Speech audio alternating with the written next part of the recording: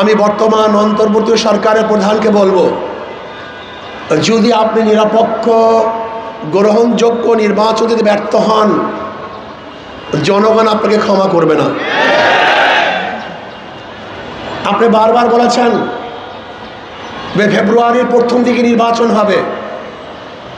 আমরা এইটাই চাই, ফেব্রুয়ারির প্রথম দিকে নির্বাচন হোক, এর ব্যত্যয় যেন না ঘটে।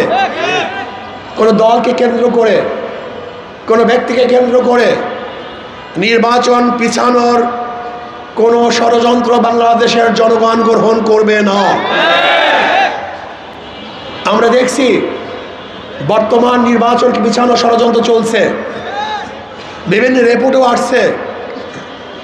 যারা এতদিন পর্যন্ত নির্বাচন নির্বাচন নির্বাচন জিকির ছিল, নির্বাচন ভোরের জিকির নির্বাচন, দুপুরের জিকির নির্বাচন, সন্ধ্যার জিকির নির্বাচন, তারা এখন নির্বাচন নিয়ে জিকির করছে না, বরং মনে হয় নির্বাচনের কথা ভুলিয়ে গেছে।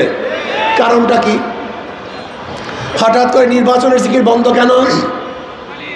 মাঠ পর্যায়ে জরিপ করে দেখছে পায়ের নিচে মাটি খালি হয়ে গেছে।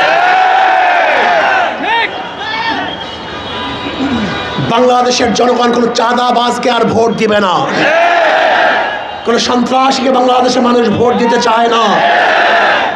যারা বিদেশে টাকা পাচার করবে এরকম মানুষকে বাংলাদেশের জনগণ আর দেখতে চায় না।